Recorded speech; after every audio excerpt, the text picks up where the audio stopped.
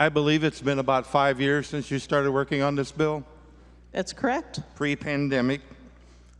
I made an invitation to you then to come down into Southern Illinois and visit some of our service providers down there. I've not seen you there yet. I wish you would come to witness this.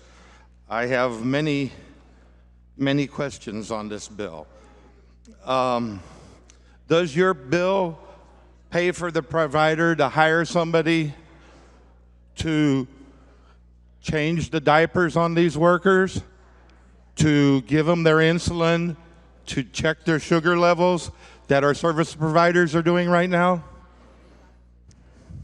It's outside the purview of my bill, but Your bill will do away with these service providers because they cannot afford to pay these residents minimum wage, change their diapers, make sure their insulin's being given to them correctly, make sure their medicine's coming in at noon. So what is going to be there to help them cover these costs? so the task force that will be empowered by this legislation is one that currently already exists, and it is composed of many stakeholders in the industry that have been working with organizations such as the one that you're referring to. They have, in fact, been working on the process of coming to agreement on this bill.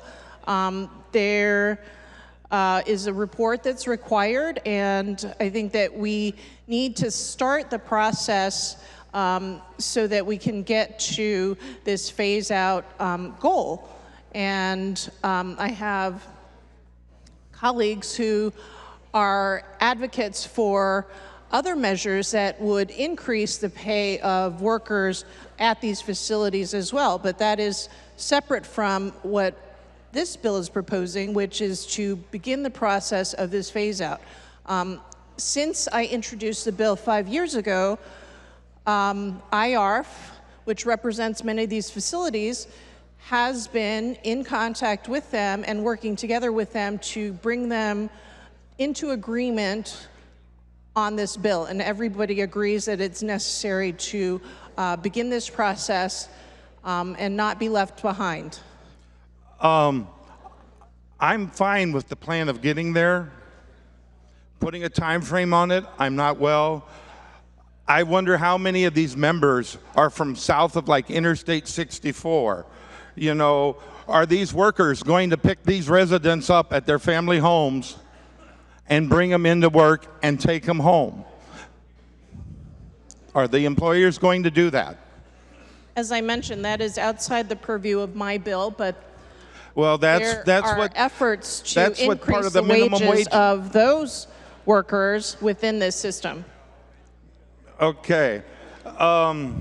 Leader, Representative Swanson gives you 3 minutes. Do you realize where the funds come from for these service providers right now?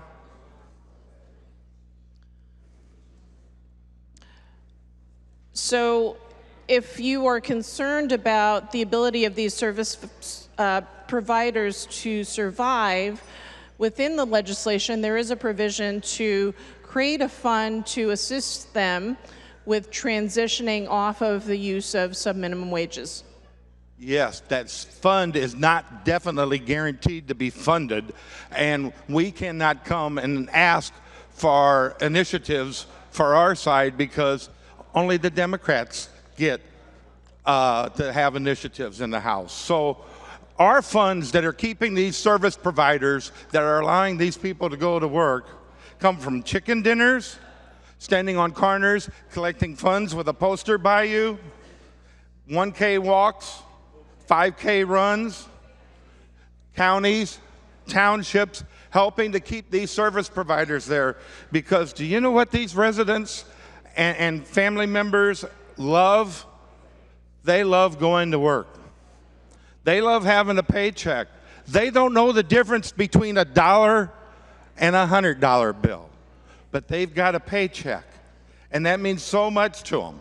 If you go and get a job at a factory, which some of ours have, and we were glad they could, and you work there a couple months and you get fired because you can't take working 6 or 8 hours, you can't go back in and even have any of these programs. Now you have nowhere to go. You know, a lot of businesses don't want somebody who only has an attention span of 2 to 4 hours that can work. They want somebody that's able to work 8 hours. So you now have a person that you've made unemployed, and they don't have that check. Some of our employees sit there and they've got a little box with 12 little holes in it. It might take them 10 minutes to put one nut or one bolt into each hole. And then after that, they pour them in a bag and staple it shut. If they get 2 bags done an hour, they're happy. They're getting a paycheck. They're not worried about how big that paycheck is, but they're doing something. Are other employers going to pay somebody to put 12 or 24 bolts into 2 plastic bags for an hour of work? Are they going to pay them $15 an hour, or are they going to hire somebody else? We've got workers like Colin. All he does is walk around and smile and shake hands. He's unable to talk, but he's happy. He's doing what he wants. I want to talk about Peggy. Peggy's workshop experience has ended, so she could go into this program that you're describing right now. Peggy is 58, has Down syndrome, and would have loved to have been up here to testify in committee had we had a couple days' notice of that happening. But she couldn't be here. Now, Peggy is, like I say, she's 58, and she's, according to her sister, she's extremely frustrated and angered. And anytime she sees her now, and to quote Peggy, because of her new job she's supposed to have and how it's worked, I don't know who is making these new rules, but they don't have a blank lick of common sense. This is one of the workers you're talking about, describing the program put into effect. Peggy usually doesn't talk like that. You know, she says you want her to be in the real world, but she's the one living in the real world. And in the real world, she doesn't like having to go and watch videos that she don't understand, read material that she can't read, and then try to do a job that she's unable to do. Peggy's happy doing a job she knows what to do. She doesn't want to go there. She doesn't want to feel underqualified. She wants to do something she can do and get a check and be happy with the amount she's had. Her sister says she's never seen her so distressed as she has been going through this right now. Because she's such a loving individual, she doesn't want to complain. But her next statement is the dumb blanks need to recognize they do not get it. They don't understand what you're trying to do to her. Peggy understands it, but you're not listening. That's why I've asked you to come down 5 years ago. Nobody should be discriminated against. I agree with you on that. But when you're using chicken dinners and 5K runs to pay these salaries so their parents know they're in a safe place and they're getting to do something that they're happy with, and when they want to sit down because they want to visit with a friend for half an hour, they get to do it. They're not going to get to do that on a different job that you're getting them $15 an hour at Walmart or at McDonald's as a greeter or anywhere else. But these special service providers are doing this job right now, and you're taking that away from them. Leader, Representative Schmidt gives you 3 minutes. I believe, this summer, because I would be glad to work with you for this bill, but I want to be part of it, and I want you to come and talk with people from further southern Illinois who don't receive the funds. I want you to come down and listen to some of the parents from down there and talk to those residents and give them a chance. Because when these shut down, He has a misconception of what the bill does. we're not going to be able to Nobody wants. bring them back. There's going to be nowhere for them to go. Their parents are going to have to, one of them will have to quit their job and stay home with them. And they're not going to have that pride of having a job. They're not worried about the money. It's about the pride of being able to do something. I want to work with you. I believe just because you're disabled and if you're doing that job, you should be making $15 or you should be making $20 an hour. But at the same time, when you pass this with deadlines and you really haven't factored in some of these people, they're never going to get that chance. It's taken years to build these facilities up, to find the not-for-profits and the people willing to donate every year to these different benefits so they can have them. And these organizations I'm talking about, they run some of the best villas in the state where these residents live and they're happy and they get to go to the pool and other places. So when you're attacking one part of it, you're going to be taking the funds away that are paying for their homes. So let's work together.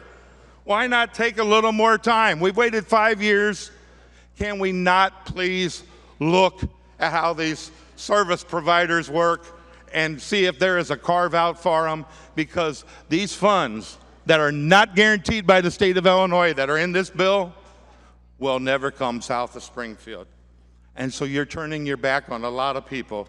And I find that just a crying shame.